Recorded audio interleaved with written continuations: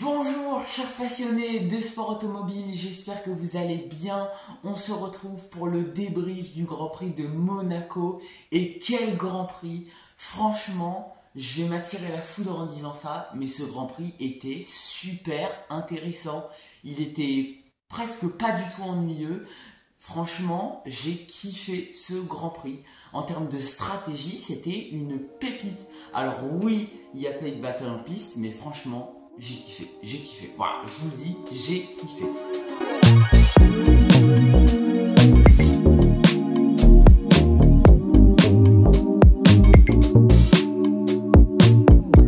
Alors si vous regardez un peu la Formule 1, vous devez savoir que les qualifications à Monaco, c'est toujours une dinguerie. Et on en a eu la preuve cette année, les qualifs étaient juste folles. C'était incroyable, je tremblais pendant toutes les qualifs, c'était fou, tout simplement. C'est Lando Norris qui a signé la pole position en principauté et comment il a signé le record absolu du circuit de Monaco en 1.9.954. Tout simplement incroyable. Je crois que c'est la première fois que Lando Norris m'a autant impressionné. Devant Charles Leclerc à 1/10. Leclerc qui était à ça d'aller chercher la pole position pour la deuxième fois consécutive.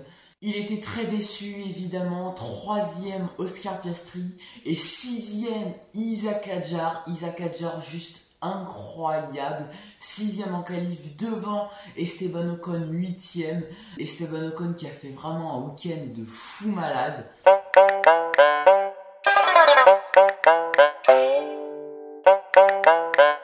Je crois que je n'ai jamais autant rigolé pendant un Grand Prix de Formule 1.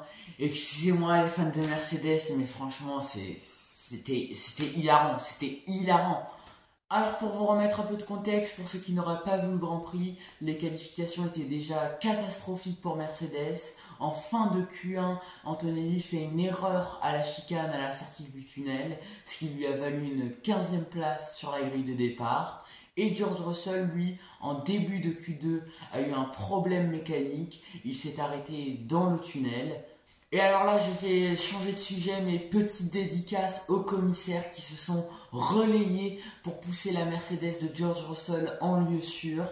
Tout simplement incroyable, cette image était folle. On dit que ce sont les 600 meilleurs du monde. La course était tout autant catastrophique que les qualifications pour les Mercedes. Ils ont tout d'abord été victimes de la stratégie des Racing Bulls, puis des Williams qui ont carrément copié la stratégie des Racing Bulls, mais ça on va y revenir. Les deux pilotes terminent hors des points, George Russell 11e à 2 tours du leader et Kimi Antonelli 18e à 3 tours du leader. Ça faisait une décennie qu'on n'avait pas vu ça.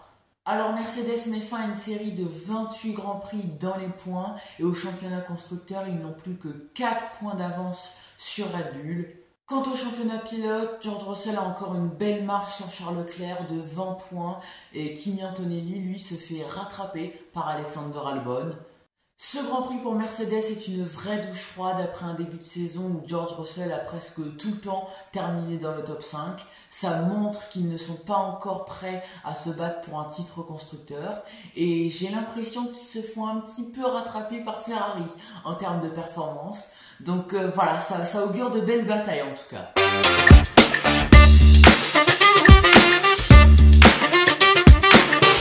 Isack Hadjar a fait un week-end d'anthologie, il s'est qualifié 6e dans les rues de la Principauté, tout simplement incroyable et la course était juste folle pour lui. Liam Lawson qui partait 9e a ralenti tout le peloton derrière lui pour permettre à Isack Hadjar de faire ses 2 arrêts au stand obligatoires sans perte de position. Après, il a su gérer son rythme, il termine 6e de ce Grand Prix et là, il montre à tout le monde qu'avec une voiture qui est loin d'être la meilleure et sur un circuit exigeant, il arrive à faire des coups d'éclat. Alors évidemment, Helmut Marko commence à fortement l'apprécier. Dites-moi ce que vous en pensez en commentaire d'un Isack Hadjar chez Red Bull aux côtés de Max Verstappen. Franchement, je pense que ce sera plus bénéfique pour lui qu'il n'aille pas chez Red Bull au vu de ce que j'ai vu avec Liam Lawson et Yuki Tsunoda. Je pense qu'il va plus perdre confiance qu'autre chose face à Max Verstappen. Encore une fois, ça reste mon avis, mais tant que Verstappen est chez Red Bull, ça reste un petit peu le cadeau empoisonné, j'ai l'impression. Liam Lawson aussi a fait un très très beau week-end, il s'est qualifié 9ème et en course il a très très bien géré, bien aidé par les deux Williams, Alexander Albon qui a lui aussi ralenti tout le peloton et les deux Mercedes par la même occasion pour permettre à Carlos Sainz de faire ses deux arrêts sans perdre trop de position. Carlos Sainz lui aussi a ralenti tout le peloton pour permettre à Alexander Albon de faire ses deux arrêts obligatoires, ce qui a par la même occasion aidé aussi Liam Lawson qui a pu bénéficier de cette stratégie. Les deux écuries se sont un petit peu aidées mutuellement, c'est un peu drôle à dire, mais franchement c'était incroyable à voir. Liam Lawson égale sa meilleure performance en Formule 1, Isaac Hadjar rentre dans le top 10 au championnat, donc vraiment Racing Bulls, top.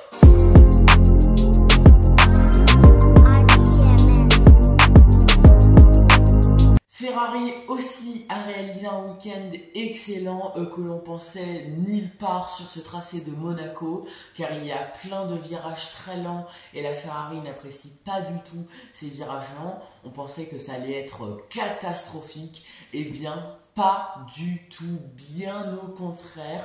Charles Leclerc a mené les 3 séances d'essais libres, ça n'était plus arrivé depuis 2022 et il s'est qualifié 2ème pour le Grand Prix, encore une fois, à ça d'aller chercher la pole position. Alors il y a eu ce premier virage évidemment où Lando Norris a eu un gros blocage de rouge. J'ai cru quelques instants qu'il allait tirer tout droit et que Charles Leclerc allait virer en tête. Malheureusement non, Charles Leclerc s'est bien rabattu dans les échappements de Lando Norris. Alors après que Lando Norris et Charles Leclerc aient fait leur deuxième arrêt au stand, Max Verstappen s'est retrouvé en tête du Grand Prix. Il voulait retarder au maximum son deuxième arrêt en espérant qu'il y ait un potentiel drapeau rouge. Malheureusement, il n'est jamais venu. Du coup, il a ralenti Lando Norris, ce qui a permis à Charles Leclerc de faire la jonction. Et ces trois-là se sont suivis. On espérait que Charles Leclerc tente quelque chose sur Lando Norris pour se faire une deuxième victoire consécutive en principauté. Malheureusement, il n'a jamais rien tenté. Après, on ne lui en veut pas, hein. C'est quand même très difficile de dépasser à Monaco, voire impossible. Sauf pour un Lance Stroll qui a quand même dépassé une Sauber. Donc c'est pas impossible. Il termine deuxième de ce Grand Prix, la déception, forcément la déception. Terminer deuxième chez soi, c'est pas fou, mais la joie après un début de saison, pour ainsi dire, catastrophique pour Ferrari. Il se rattrape très bien, et au championnat aussi il se rattrape bien puisqu'ils ne sont plus qu'à quelques points de Red Bull. Quant à Lewis Hamilton, il s'est fait pénaliser de 3 places sur la grille de départ pour avoir gêné Max Verstappen en qualification. Mais en course, avec une bonne stratégie, il a réussi à terminer 5ème. Donc très beau week-end aussi de Lewis Hamilton. Les améliorations apportées à Imola ont l'air en tout cas de fonctionner sur la Ferrari. Voyons sur d'autres circuits ce que ça donne.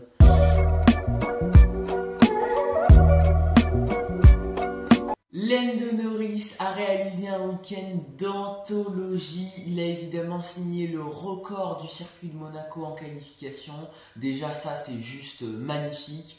Et la course il l'a gérée de bout en bout. Stratégie parfaite pour McLaren.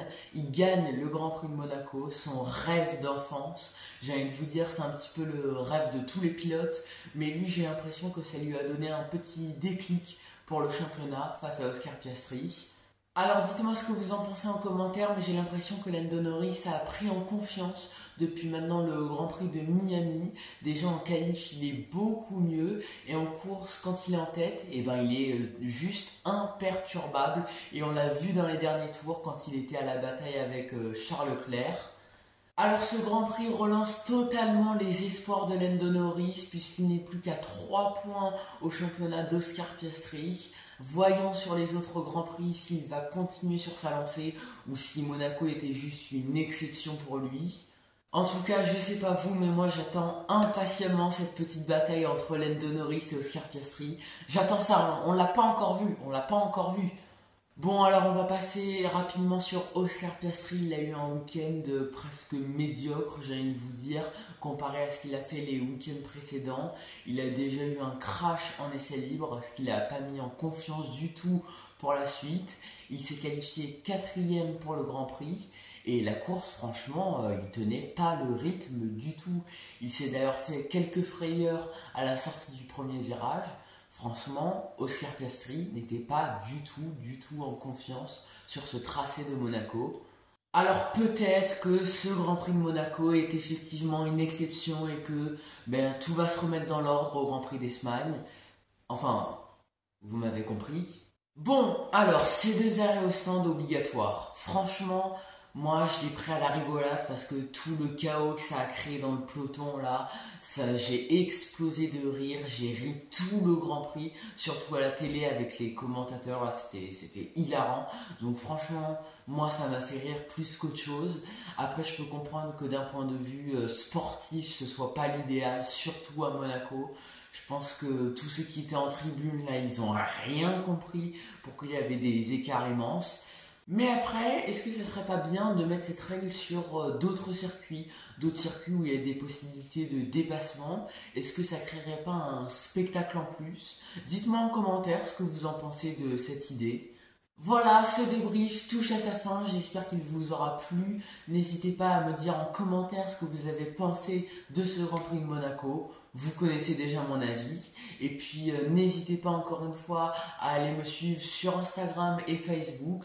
Il y a tous les liens en description. À vous abonner, tout tralala. Et puis moi je vous dis à très bientôt pour de nouveaux Grands Prix toujours plus extraordinaires. Et pour de nouvelles histoires sur la Formule 1. Ciao, chers passionnés!